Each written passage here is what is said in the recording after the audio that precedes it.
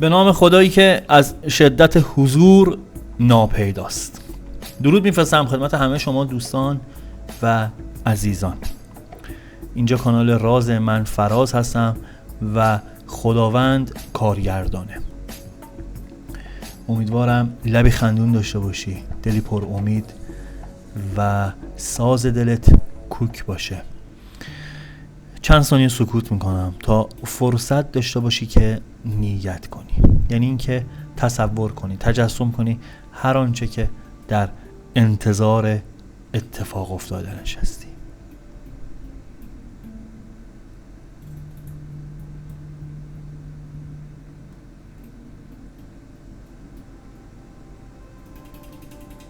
خب اگر نیت کردی و آماده ای، میریم سراغ غزل امروز تا ببینیم کائنات در قامت کلام حافظ چه پیامی برامون داره.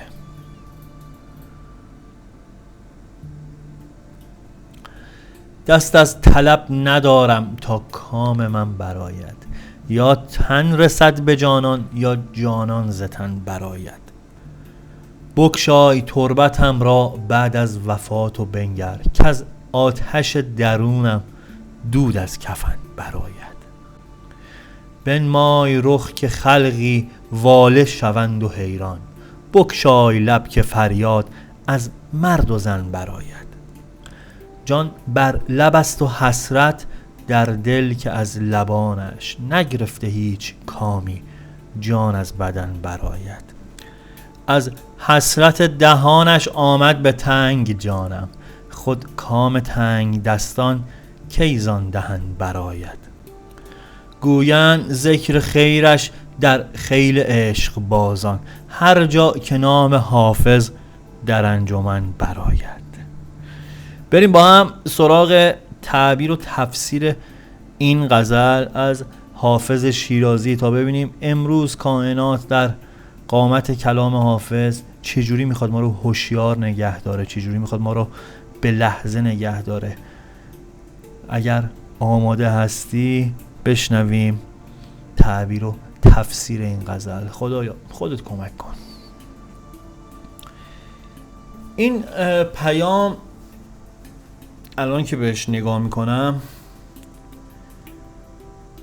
کلن تمامی نگاه کن، اصلا اینی که اینجا من میام قرار میگیرم در مقام پیام رسان، مسلما باید صحبت از امید باشه. اگر صحبت از امید نباشه که من اصلا حرفی ندارم واسه اینجا، اصلا لبم به سخن که باز نمیشه. ولی اینم دلیل نمیشه چون همچین رسالتی رو فکر میکنم بخوام بیام اینجا امید واهی بدم، چیزی رو که خودم درکش نکردم بخوام بگم، چیزی که خودم نمیتونم تجربهش کنم و بخوام بگم. این میشه که صحبت از انرژی خانی میشه. یه کمی خودم شاید مثلا در مقام حافظ خان خودمو نمیدونم انرژی خان خودمو میام معرفی میکنم، چیزی رو راجبش حرف میزنم، سخن میگم که یک درکی نسبت بهش داشته باشم، بتونم لمسش کرده باشم. شاید قدرت بیانشو نداشته باشم ولی به هر حال بتونم اونو بخوام بگم. حالا چرا این مقدمه رو گفتم؟ این که اگر چند وقتی مهمون من تو این چنل هستی، نگی آقا فراز هر روز میای شروع میکنی از امید صحبت کردن، چیزیه که داره میگه. این پیام هم همینه، سراسر عشق، سراسر شور، سراسر امید، سراسر انگیزه است. توی این غزل 233 حافظ میاد اون حالت عشق شیدایی خودشو به تصویر میکشه. میگه 2 راه بیشتر ندارم، یا به وصال یار میرسم، یا به هدفم میرسم، یا به مقصودم میرسم، یا توی این راه من جون میدم. یکم شبیه این صحبت‌های انگیزشی میشه، این سخنران‌های انگیزشی میان صحبت میکنن که همشون هم قابل احترامن. نمیدونم چرا ذهنیت هم نسبت بهشون یکم بدبینانه است، یکم اصلا ذهنیت جامعه نسبت به این دوستان بد شده. میگن طرف مثلا داره امید میفروشه، حالا به هر جهت داره زحمت میکشه. هر کسی که من فکر میکنم امروز بتونه کمک کنه 1 نفر 1 ساعت امیدوارانه تر زندگی کنه، کار بزرگی داره انجام میده. همه ما فارغ از خانواده‌ای که داریم، زندگیی که داریم، درگیر یک سری از ذهنیت‌ها هستیم. خیلی از مواقع داریم کسانی رو که حتی طرف مشکلشون نمیدونه چیه، بلد نیست بیانش کنه، با خودش توی جنگ. هر کسی بتونه کمک کنه طرف 1 ساعت از اون کاوری که واسه خودش درست کرده بیاد بیرون و با انگیزه بخواد حرکت کنه، به نظر من یک کار بزرگ رو انجام میده. حافظم اینجا داره اینو میگه 2 تا راه بیشتر ندارم، یا به هدفم میرسم یا توی این راه جونمو میذارم. طوری جونمو میذارم که حتی اگه بعداً بیای کفنمو کنار بزنید میبینی که دود از بدن من داره ساطع میشه. جلوتر این بیتش هست، اینو با هم دیگه میگیم. دست از طلب ندارم تا کام من برآید، یا تن رسد به جانان یا جان ز تن برآید. از خواستن و جستجو کردن و تحقیق و تفحص برای رسیدن به یار، برای رسیدن به هدفم دست بر نمیدارم. یا این تن به وصال معشوقش میرسه یا من این جونو از تنم بیرون میارم. تا سر حد مرگ میخوام پرقدرت ادامه بدم. بگشای تربتم را بعد از وفات و بنگر، که از آتش درونم دود از کفن برآید. بعد از مرگم گور منو بشکاف و ببین که بر اثر اون آتش عشق درونم هنوز از سینه‌ام داره دود بلند میشه. بنمای رخ که خلقی واله شوند و حیران، بگشای لب که فریاد از مرد و زن برآید. میگه چهرهت رو نشون بده تا خلقی از دیدن زیبایی‌های تو شگفت زده و حیرون بشن. حرف بزن تا مرد و زن از شنیدن سخنان شیرینت از شور و شادی فریاد بزنن. جانی بر لب است و حسرت در دل، که از لبانش نگرفته هیچ کامی جان از بدن برآید. میگه جونم به لب رسید و تو این لحظه های پایانی این اندوه و حسرت توی دلم هست که هنوز از لباش کامی نگرفتم و جونم از تنم داره بیرون میره. از حسرت دهانش آمد به تنگ جانم، خود کام تنگ دستان کی زان دهن برآید. میگه از حسرت نبوسیدن لبهاش دیگه طاقتم طاق شده، دیگه نمیدونم چه زمانی مراد دلم حاصل میشه. و مثالی بی مثال میزنه در بیت 6، اینکه بر بوی آن که در باغ یابد گلی چو رویت، آید نسیم و هر دم گرد چمن برآید. میگه نسیم صبا به امید اینکه توی باغ یک گلی مثل تو پیدا کنه، هر لحظه به باغ سر میزنه و گرداگرد چمن به وزیدن میپردازه تا شاید گلی همچو تو رو پیدا کنه. بیت 7 و بیت آخره که میگه گویند ذکر خیرش در خیل عشق بازان، هر جا که نام حافظ در انجمن برآید. میگه هر جا که اسم حافظ توی مجالس و محافل بیاد، اون گروه عشق بازان، اونایی که به عشق زندگی کردن، راه و رسم عشق رو میشناسن، از حافظ به نیکی یاد میکنن.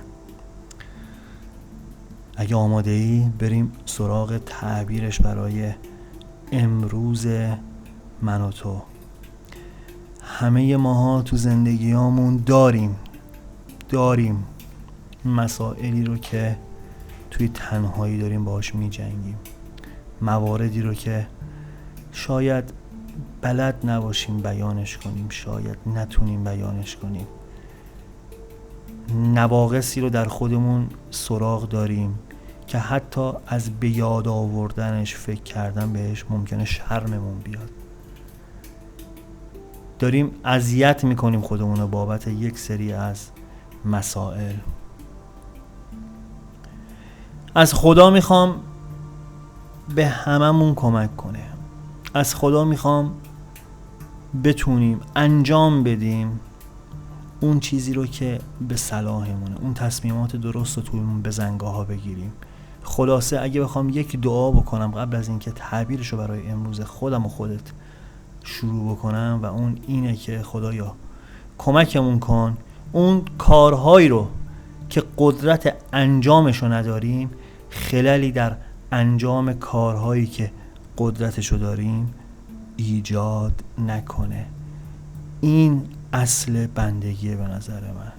قفل نشیم اون جایی که کاری از دستمون برنمیاد، اون جایی که توی فکر و خیال غوطه ور میشیم قفل نشیم، مثل حالت لاک اسکرین ویندوز همینجور نمونیم ساعتها، بتونیم حرکت کنیم و هیچ مشکلی برامون فلج کننده نباشه.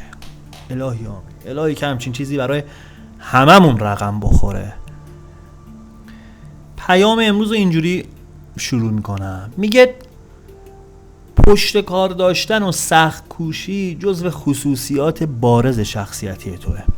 حالا ممکنه ما خودمون خیلی اینو نسبت به خودمون روا ندونیم، این که مثلا ما آدم سخت کوشی هستیم. ببین سخت کوشی به این نیستش که بخوایم کار بدنی میکنیم، کار یدی بکنیم، ساعتها ذهنمون و کارمون و جسممون رو صرف یه کاری بکنیم. موضوع فعل خواستنه. موضوع اینه که با خودت همراهش داری، بهش فکر میکنی. کمترین کاری که میکنی داری تو ذهن تصورش میکنی. این خودش یک مثل دعا کردنه بابتش. تا نتونی تصورش کنی، تو ذهنت رسمش کنی، بهش دست پیدا نمیکنی.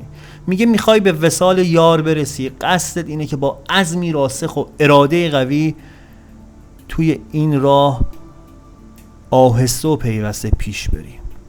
میگه هیچ ایرادی نداره، خیلی هم خوبه، ولی اینو بدون که باید با ناامیدی ها مبارزه کنی. اجازه ندی چیزی باعث رکود و عقب نشینیت بشه.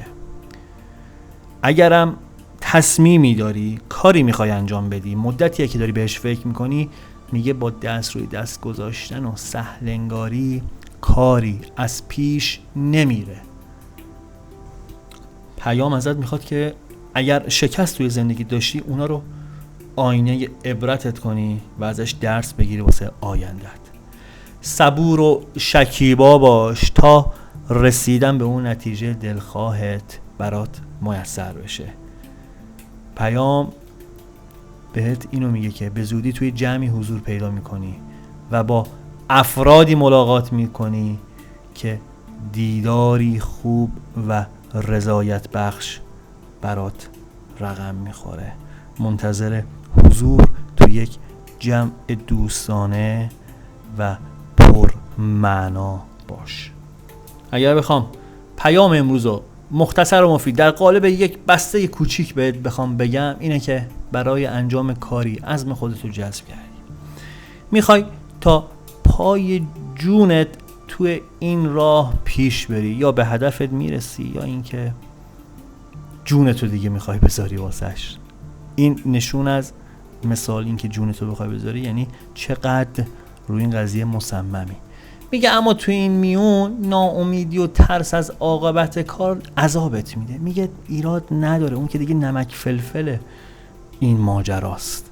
به خدا توکل کن، توی انجام امور شکیبا باش، صابر باش، قطع به یقین به نتیجه مطلوبت دست پیدا میکنی. این بود پیام امروز.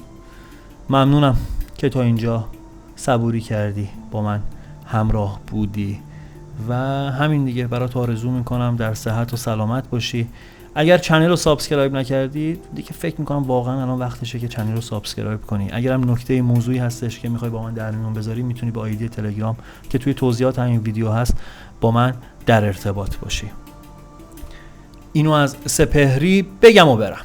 زندگی راز بزرگی است که در ما جاری است. زندگی فاصله اومدن و رفتن ماست. رود دنیا جاری است، زندگی آبتنی کردن در این رود است.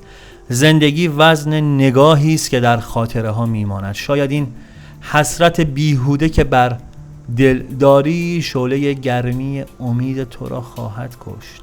زندگی درک همین اکنون است. تو نه در دیروزی و نه در فردایی. ظرف امروز پر از بودن توست. شاید این خنده که امروز دریغش کردی آخرین فرصت همراهی با امید است. تو نه در دیروزی و نه در فردایی. ظرف امروز پر از بودن توست. پوینده باشی و پایدار.